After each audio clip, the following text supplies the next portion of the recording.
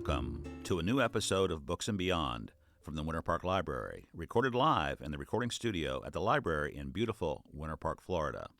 In Books and Beyond, we have conversations with writers, musicians, artists, presenters, and other contributors. Most of our guests have appeared live at the Winter Park Library or will be presenting soon. We hope you'll subscribe to the Books and Beyond podcast and that you'll stay up to date with library goings-on at winterparklibrary.org/events. That's winterparklibrary.org/events. I'm Michael Werner, and I'll be your host for our interviews. Enjoy the show. Hello out there, library patrons, readers, and smart people everywhere. This is Michael Werner, podcast host of the Books and Beyond podcast here at the Winter Park Library near beautiful downtown Winter Park. And today we have a very special episode because I bet you nobody listening in our audience knows that we're coming up on, next year, the 250th anniversary of who? Jane Austen. Jane Austen, the famous English writer. And we are so fortunate to have with us today two experts on Jane Austen. We have two librarians here from the beautiful Winter Park Library. We have Lisa Blue, who is a teen librarian. Hello. Hi, Lisa. And then we have Emily McQuade, who is a public services librarian. Hi. Glad to be here. Before we delve into Jane Austen, who she was, why she's important to us, and why she's still important to us, tell us a little bit about your background. Why don't we start with you, Lisa? What's your story? How'd you get in the library business? Well, I came about it slowly. I went to college in 1990, but didn't graduate till 98.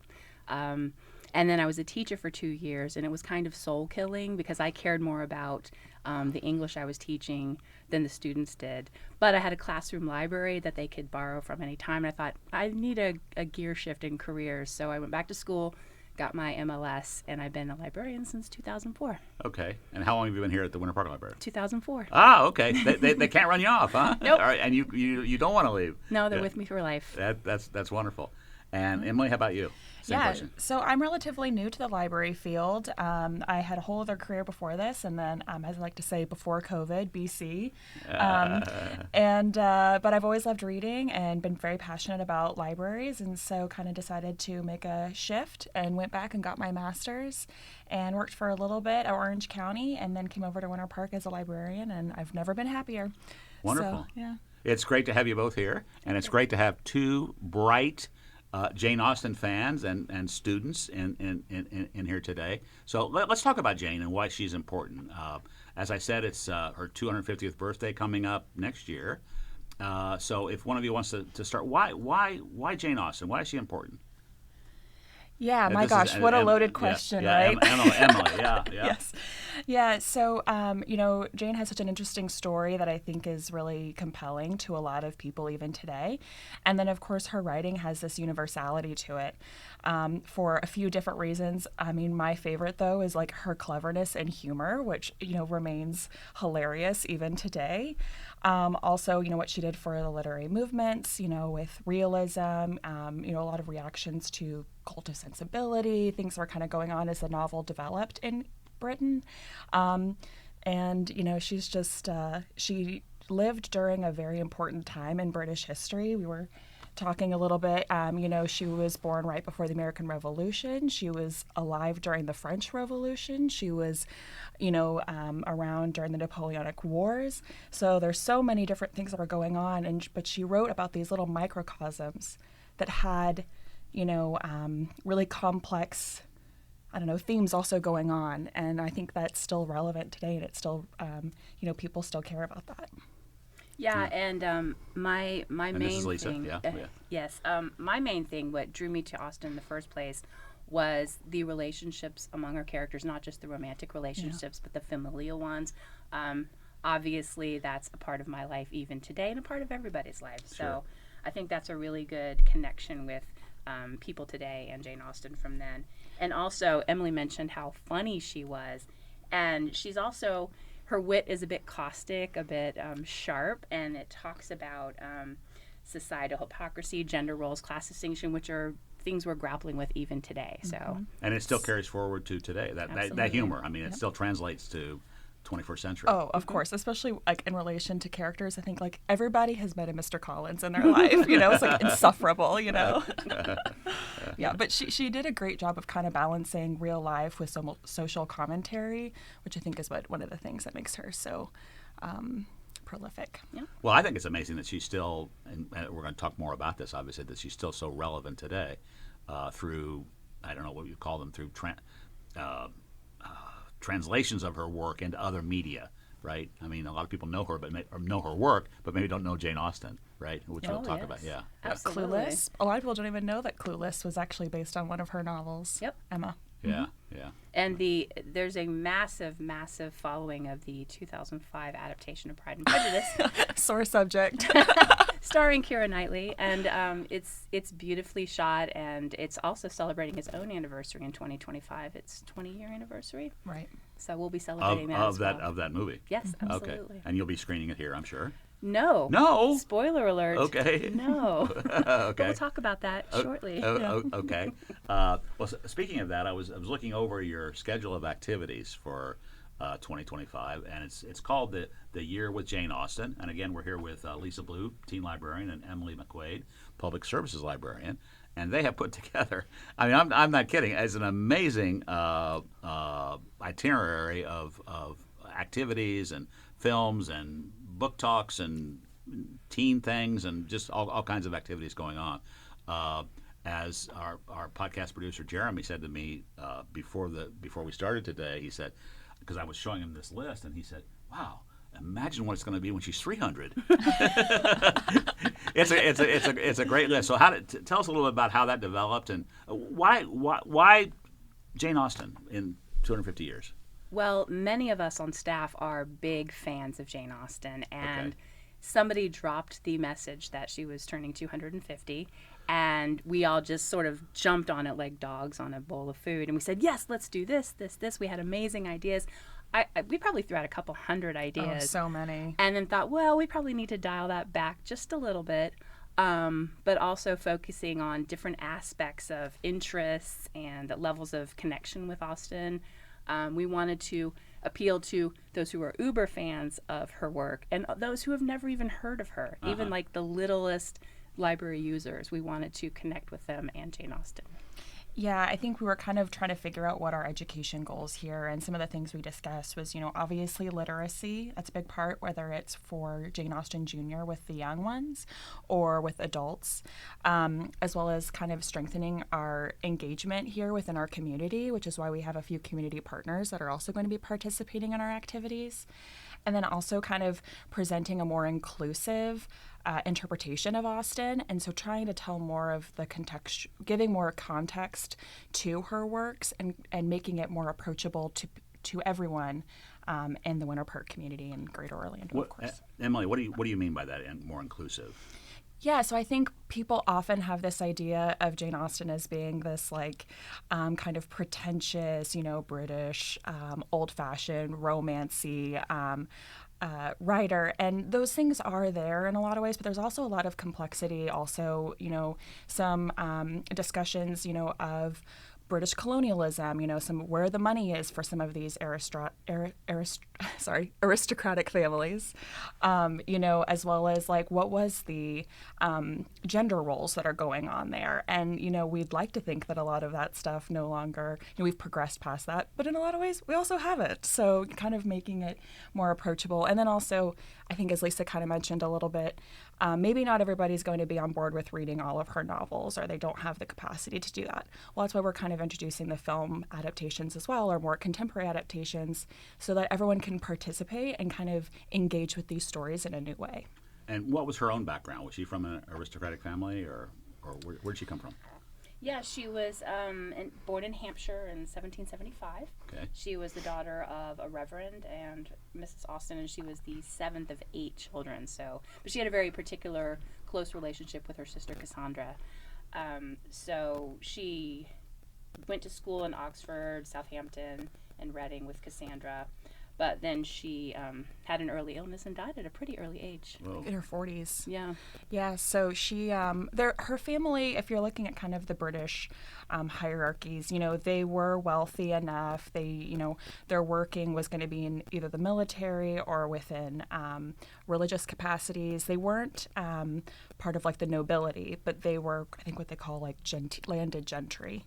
But that presented other issues where, like, not to get too deep into the weeds, but one of the main themes she discusses is how women were so reliant on marriage to kind of survive in this world, and that's something that she also dealt with. She had a few marriage proposals, but nothing that she was willing to actually accept. And so, we laugh. There's a line in Pride and Prejudice about, Charlotte, I'm 23 years old and I'm an old maid. I'm a burden to my family. But that, but I mean, it was a real thing. If you didn't have the capacity to really work, or you weren't able to, what were your options? And she definitely struggled with that, with, living in different areas. And what's kind of interesting is that her publishing career is fascinating in of itself, where she wrote anonymously, but it was noted as by a lady, and she wrote on commission.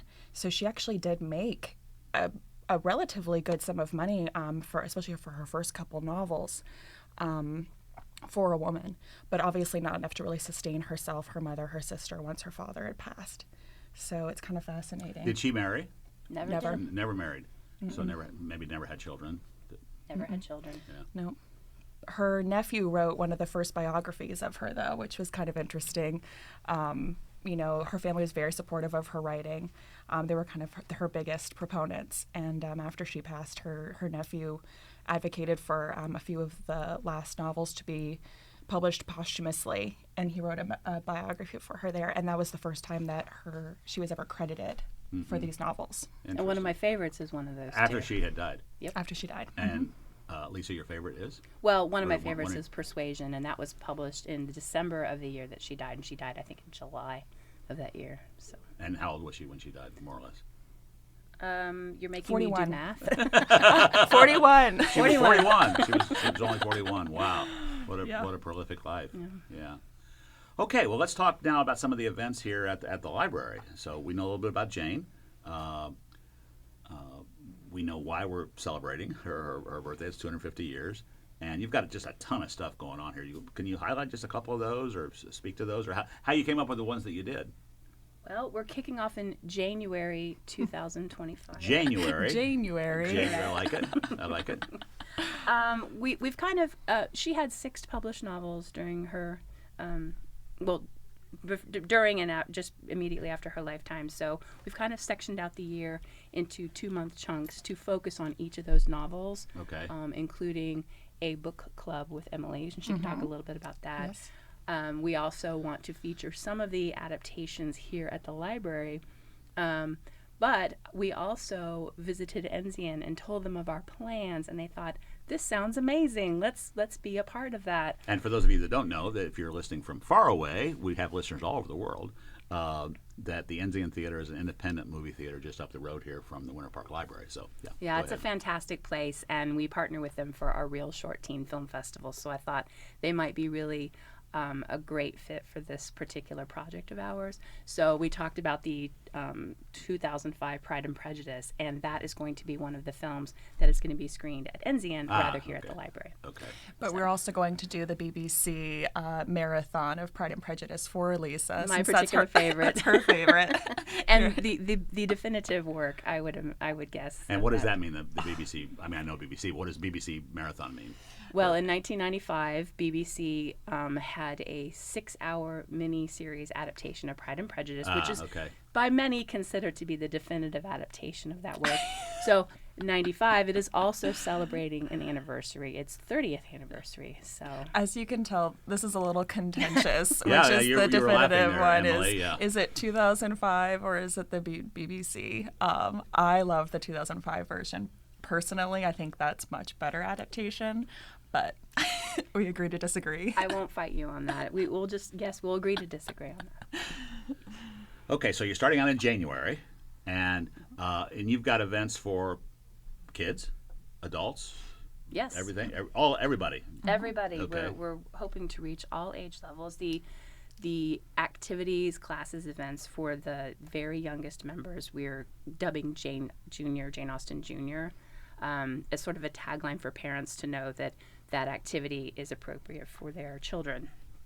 And that will include games, like Regency era games. The children will play and construct toys and things like that. We have a set of board books that have been adapted Regency from her era is the novels. early 1800s in England? Yes. Basically? Okay. Yes. And we also have some for all ages. Like we've had tiny art showings in the library before, but our tiny art next year will be featuring Jane Austen. Writing competitions. Very excited about that, the writing competition. For who will that be for? We haven't worked out the details yet, but I would imagine it would be from maybe tween level, like age 10 and up, different categories. Okay. Including adults? Yep, including adults for sure. Okay. And obviously the films that we show here in January we'll be showing Becoming Jane, which is a movie about Jane's early life starring Anne Hathaway. Oh, okay. So that will be fun. When was that released? Did I write that down? No, but Well, it was yeah. after 2000. I can't remember the exact Okay, but release some time date. ago.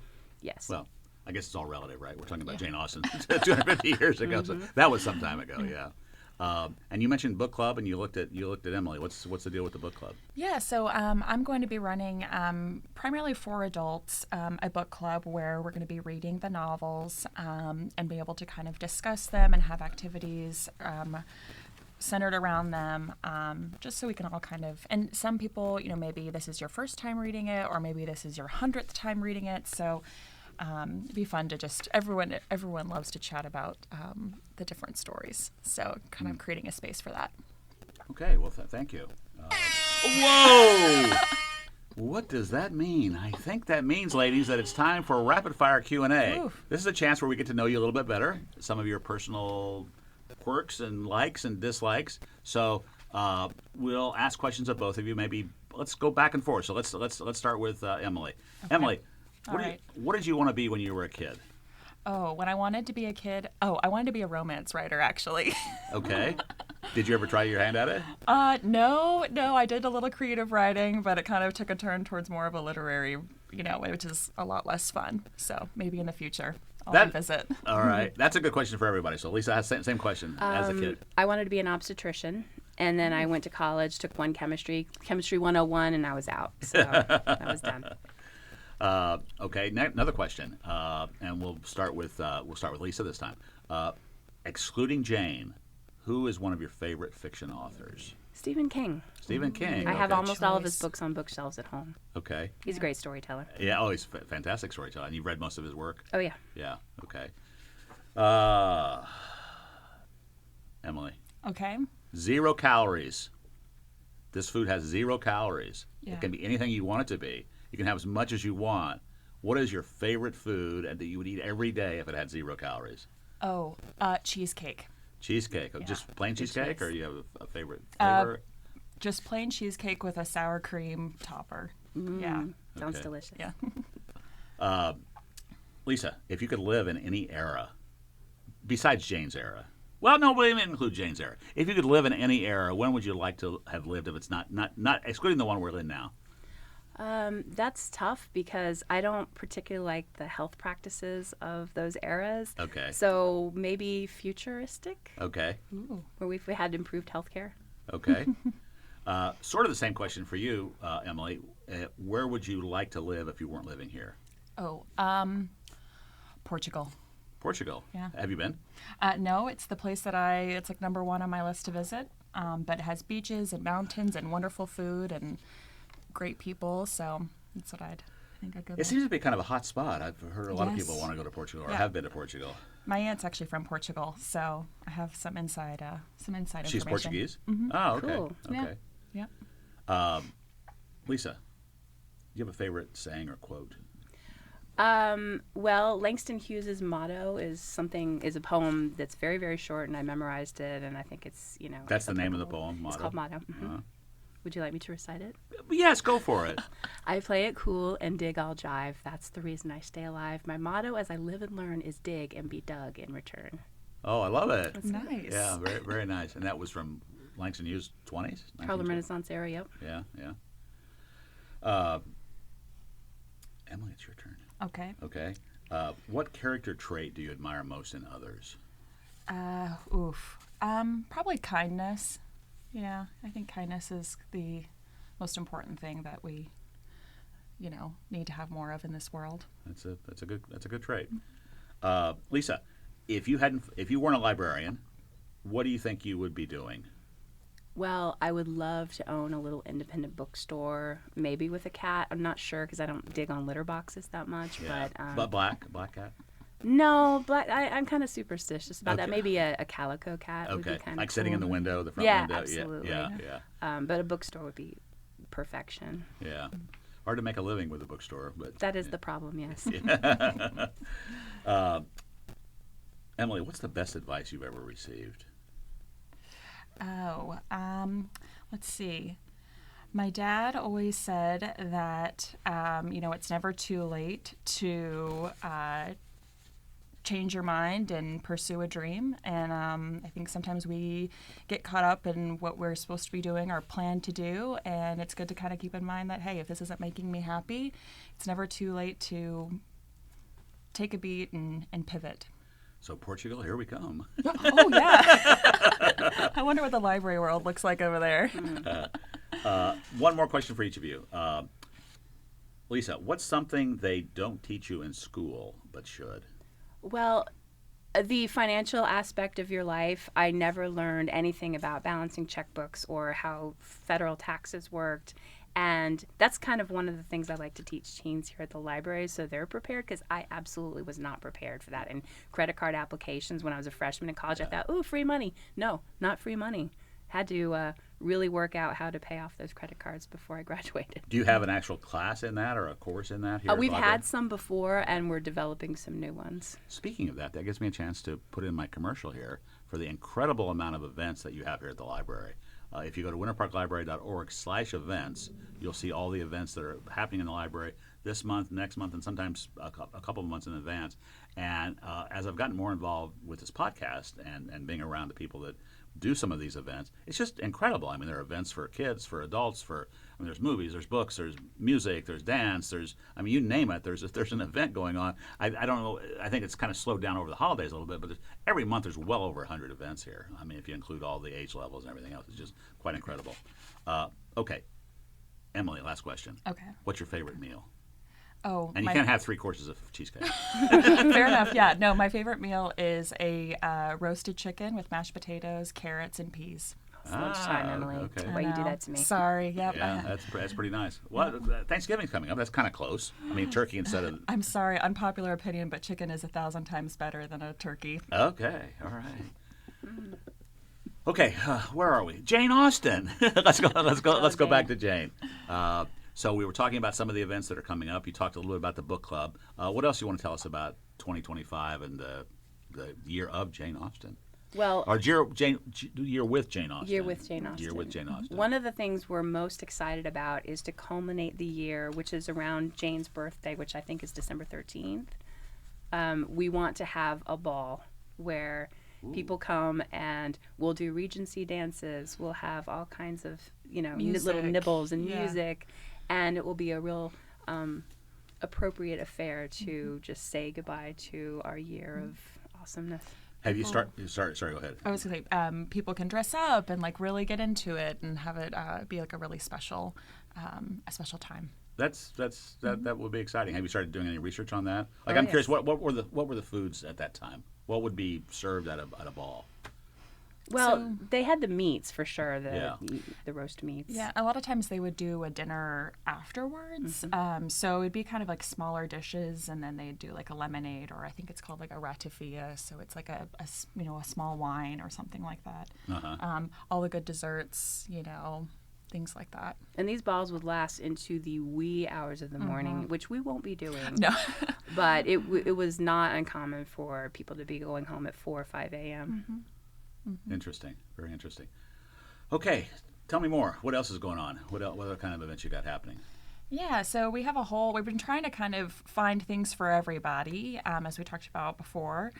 So we're working with actually Orlando Sings to have a musical performance, which they're going to put together some music that would have been performed in the drawing room during Jane's time.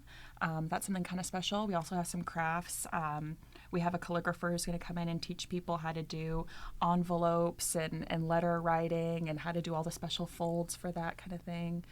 The dance classes, of course, we have partnered with Jane Austen Society of North America, so they're hosting a lot of those really specialized, nuanced classes for us. The Spring Garden Tea Party. Oh, yes, at Mead Gardens, right? Mm-hmm. Mm-hmm. Yeah. You got some serious stuff going on here. Yes. Absolutely. And I don't think I mentioned it, but when we're talking about your calendar, I mean, just you've got stuff going on every month, and it covers the six novels that she published or were published right after her death. What are those 6 novels, and just talk briefly about them?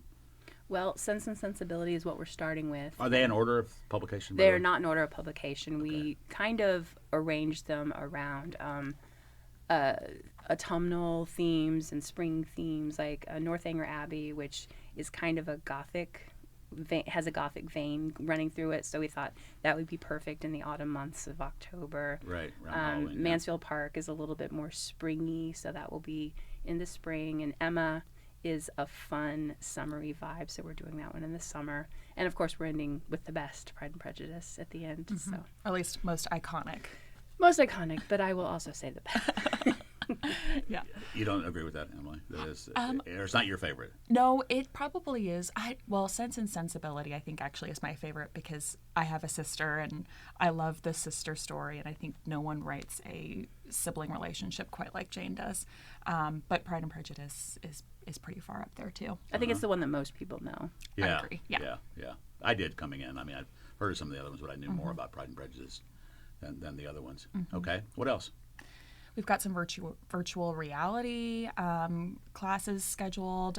We've got a we call it a armchair garden tour where we'll talk about all of the gardens during that period. Oh, do you want to talk about the spice or tea blend? Oh yeah, This is Lisa now, the tea specialist. We've had we had a class for teens in the past where they were able to design their own tea blend with different the tea base and then different like floral additions. Okay. So we thought that would be a really good pairing for this initiative. So we're going to have another tea blend class that will be for adults as well, where they can put together their own personal tea tastes.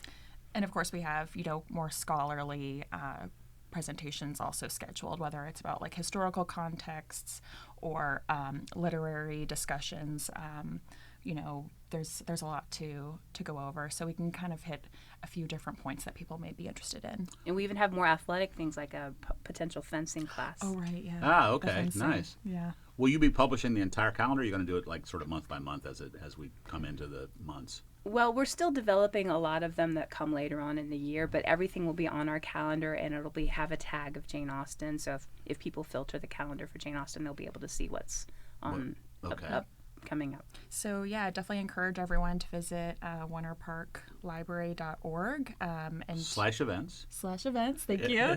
Yes, and you can see all of the Jane Austen classes and events. You can sign up for them, or we always are welcome walk-ins to come and participate with us. Okay. Ladies, it's been great having you here. Learned a lot myself about Jane Austen, and I look forward to 2025 just to see what's going to happen. Have you done anything like this for other authors? Has there ever been a year for the whole year of somebody? This is our first one. This first one, yeah. Did you both come up with the idea, or how did this come about? I think it was a conversation I had with a colleague one night. We were saying, well, what's coming up? And then we both looked at each other and said, we should totally celebrate the entire year long. Yeah, and we have our Lisa sits behind me in our office, and we're kind of talking about it, and I perked up and I was like, oh my goodness, a year of Jane Austen. I want to participate. I love that. Please, let me in, Coach. Let me be part of your committee. A lot of Janeites on this staff. A lot Is of that right? Janeites, Yeah. yes. Yeah. Okay, well, again, thank you very much for being here, and we look forward to the 2025 of the year with Jane Austen. Thank you for having us. Yeah, Thank you. You're This was welcome. fun. Appreciate it. Yeah.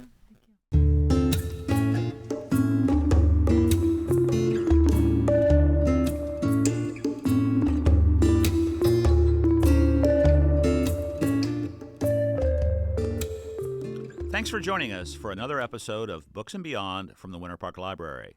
This podcast would not be possible without the generous help and support from the library staff, and especially from Jeremy Zorn.